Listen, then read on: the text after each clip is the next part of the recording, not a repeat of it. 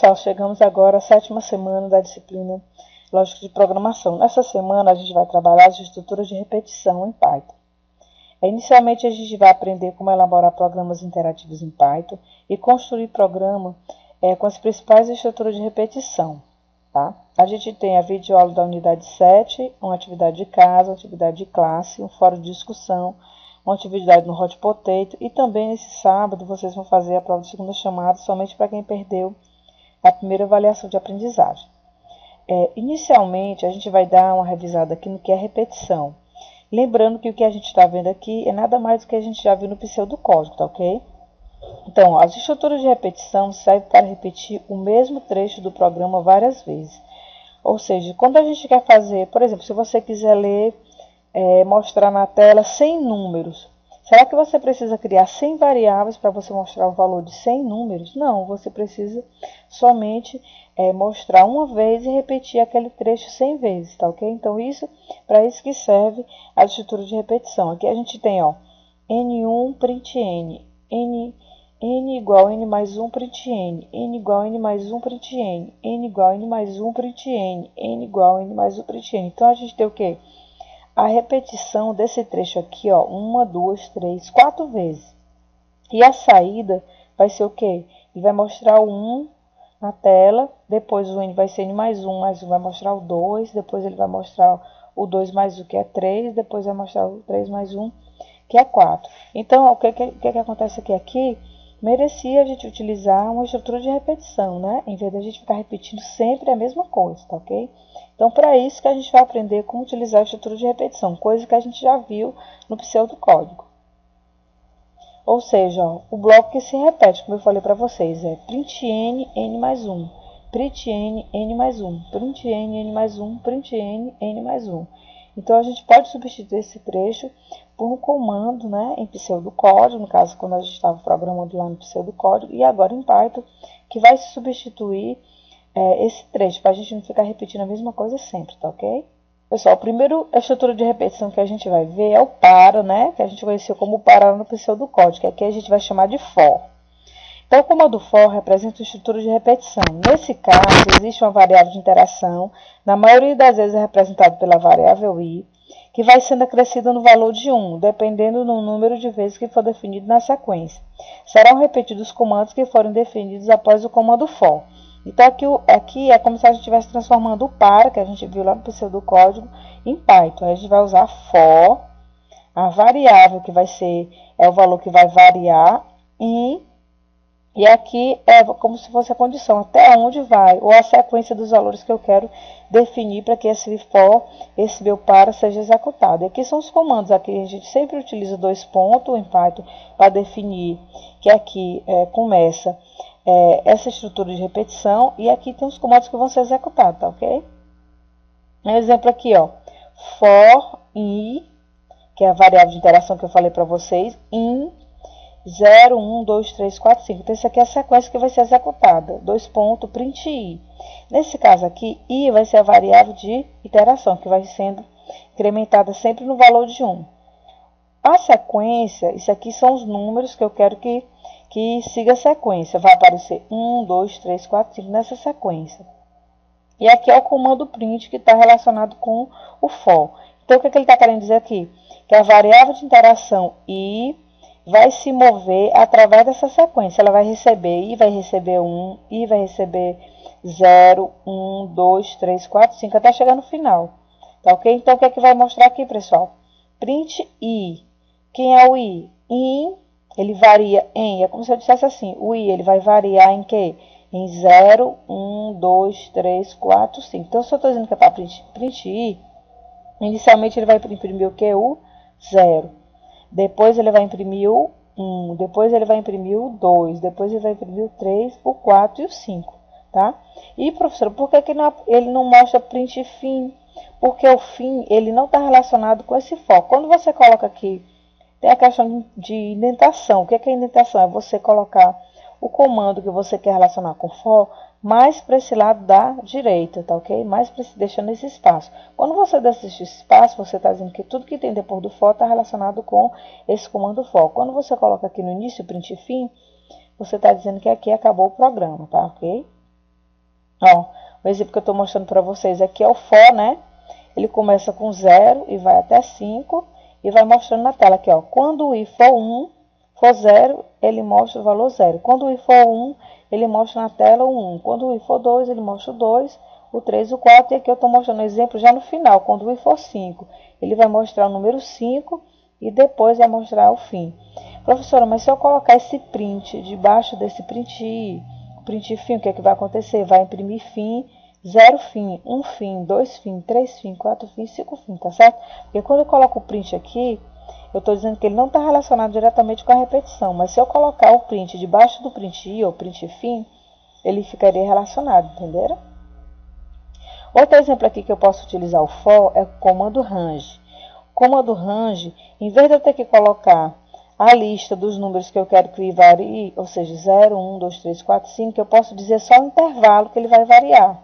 Ou seja, for i in, né, que é o comando, range 6. Eu estou dizendo que o range, o i, ele vai variar de 0 a 5. Então, eu também vou imprimir print i. O i vai variar de quanto? Eu estou dizendo que o i varia, quando eu coloco range 6, eu estou dizendo que ele varia de 0 a 5. Então, o i vai ser 0, 1, 2, 3, 4 e 5. Tá ok? Entenderam a diferença? Porque se eu não preciso ficar colocando a sequência todo o tempo, ó, 0 a 5, basta eu colocar range 6. Pessoal, aqui tem alguns exemplos utilizando o range, ó.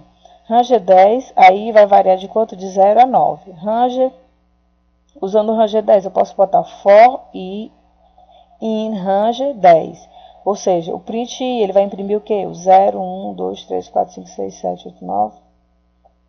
Se eu botar range 5, 10, eu estou dizendo que o range começa no 5 e termina no 10. Então, for i in range 5, 10, print i.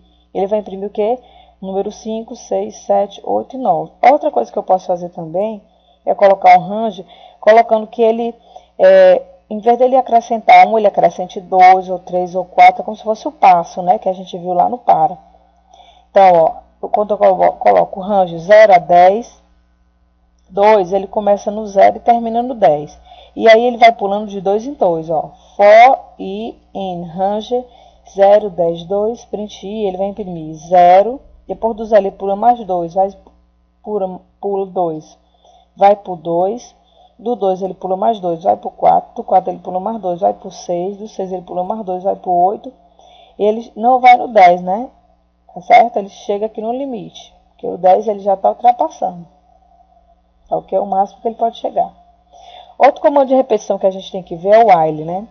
Que também é aquele que a gente viu lá quando a gente viu no pseudocódigo, tá? Se vocês estiverem com dúvida também, repetição, vocês dêem uma olhadinha no pseudocódigo, naquela videoaula de repetição, que é bom, tá, gente? Então, o comando while, ele representa a estrutura de repetição. Nesse caso, a repetição só é executada se a condição for verdadeira. Diferente do for, o for, ele já está mandando você executar aqui não, ó. Enquanto, né, o while condição, se essa condição for verdadeira, ele executa os comandos. É importante também botar os 2 pontos aqui, ó. Se essa condição for falsa, ele não entra nesses comandos, tá? Então, ó, n igual a 1 é a atribuição inicial. O while n menor que 5 é o comando de repetição, né? Que é minha expressão booleana. Se o n for menor que 5, aqui começa a repetição, 2 pontos. Print n e n mais 1. N mais 1, esse aqui é o bloco, são os comandos que vão ser executados. Eu tenho que deixar esse espaço aqui sempre para poder ficar relacionado esses comandos aqui com o meu comando while, tá ok? Professora, mas se eu colocar aqui no final, então ele não faz parte da repetição. Sempre tenho que deixar esse espaço para ficar definido que esses comandos aqui têm que ser executados através da repetição. N mais 1 é um tipo de variável que a gente vai falar mais na frente, é uma variável contadora. Ela que faz com que o n seja incrementado, né? Mais 1. E aqui o resultado vai ser 1, 2, 3, 4, 5. Por quê? Porque o n inicialmente é 1. Aí ele pergunta, 1 é menor que 5? Verdadeiro. Então entra aqui, print n vai imprimir o 1 e o n vai receber 1 mais 1, que vai para 2. Aí ele compara, 2 é menor que 5? Verdade. Então imprime 2. O n vai receber n mais 1. N vai receber, o n agora é 2, 2 mais 1, 3. 3 é menor que 5? Verdade. Então imprime 3. E o n recebe n mais 1, n recebe 4. 4 é menor que 5? Verdade. Então imprime 4. Aí n recebe n mais 1. N recebe 4 mais 1, 5, né? 5 é menor que 5, falso, então ele sai daqui. Ele não vai imprimir 5. Por quê? Porque essa condição não vai ser mais verdadeira, vai ser falsa. Então ele sai da repetição e vai imprimir somente 1, 2, 3 e 4. Esse aqui é o resultado que vai mostrar na tela. Aqui é o mesmo programinha, só que aqui eu coloquei o print fim, para dizer que chegou ao final do programa. Então ele vai começar com n igual a 1, né? Aqui é a condição, n menor que 5. Se verdade, ele vem por sim. Aí fica fazendo esse ciclo aqui, ó. Print n mais 1, que é justamente a repetição, tá? Em vez de a gente colocar isso aqui 5 vezes, ele vai mostrar na tela isso aqui. E se não, quando a condição for falsa, ele vai imprimir print fim. É importante você deixar esse espaço aqui, ó, depois que você colocou os comandos, para dizer que o print n e o n mais 1 faz parte da repetição. E o print fim não faz parte da repetição, tá? Então, se você colocar o print fim debaixo do n, vai dizer que o print fim faz parte da repetição. Então, isso aqui é importante. Então, a diferença desse programa aqui para esse outro, que eu mostrei para vocês aqui a saída, é só que no final ele vai mostrar aqui o fim. Tá certo? É o mesmo programinha. Aqui, ó, pessoal, um exemplo também que eu estou colocando aqui é quando o n for 1, ó. Quando o n for 1, isso é verdade ou é falso? 1 é menor que 5 é verdade, né? True. Que a gente chama de true aqui, porque o Python ele trabalha tudo em inglês. True, é verdadeiro. Então, ele vai mostrar o quê? Vai mostrar 1 na tela. Quando ele passar em todos os comandos que chegar, quando o n for 5, né? O mesmo comando vai n igual a 1, 2, 3, 4, 5. Quando chegar no final, ele vai mostrando na tela de 1 por 1. Quando chegar no final, n5, ele vai perguntar, 5 é menor que 5? É falso, né? Falso. Então, ele sai e imprime somente o fim na tela, tá ok? Então, isso aqui é mais uma explicaçãozinha desse bloco de repetição while. Agora, o que eu falei para vocês, que existem dois tipos de variáveis que a gente tem que saber. São as variáveis acumuladoras e contadoras, que a gente vai começar a utilizar elas, principalmente para a gente já acumular valor, se eu quiser saber a soma de nota, número de conta. Aí também a variável contadora. A variável contadora eu já mostrei para vocês usando o while, né? O acumulador, ele soma todas as notas, nesse exemplo aqui. E o contador, vamos dizer assim, faz a quantidade de nota digitada. Acumula, né? Recebe a quantidade de nota digitada. Esse exemplo aqui, ó. Tem o i e soma. O i eu botei recebendo 0 e soma recebendo 0,0. Aí eu estou recebendo o valor da primeira nota, né?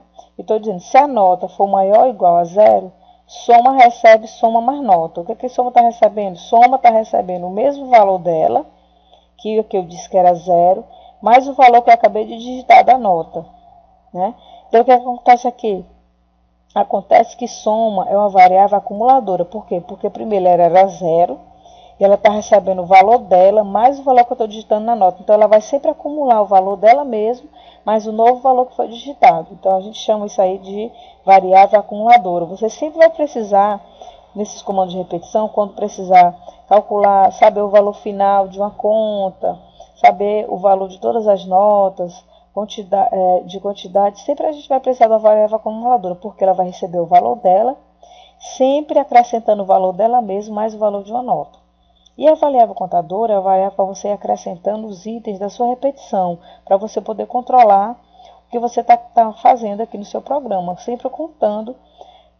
Principalmente a gente vai utilizar a variável contadora, mais nos comandos while, onde a gente não tem como a gente parar a execução, por isso que a gente usa a variável contadora.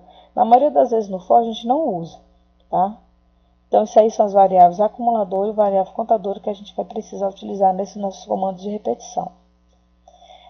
O exemplo aqui, ó, do comando while, contador i, né? Como eu quero que vá de 0 a 5, eu quero que o i começou com 0, ele vai até 5, então como é que eu faço? Eu vou dizendo que o i recebe mais 1, ele vai sempre acrescentando mais 1. O i primeiro é 1, depois é 2, depois é 3, depois é 4, depois é 5, tá certo? Do comando for, eu não vou precisar de contador, porque eu posso definir a lista aqui, ó, em 0, 1, 2, 3, 4, 5, então eu posso botar um range 6, tá ok? Pessoal, também tem dois comandos que a gente precisa, nem sempre a gente vai precisar, mas se caso você precise utilizar, a gente tem que saber usar bem direitinho, que é o comando break e o comando continue. O comando break é para a gente quebrar, sair da repetição, tá certo? Ó, o comando break ele termina o loop atual, uma repetição atual, e salta para a instrução imediatamente após o loop que a gente chama de repetição.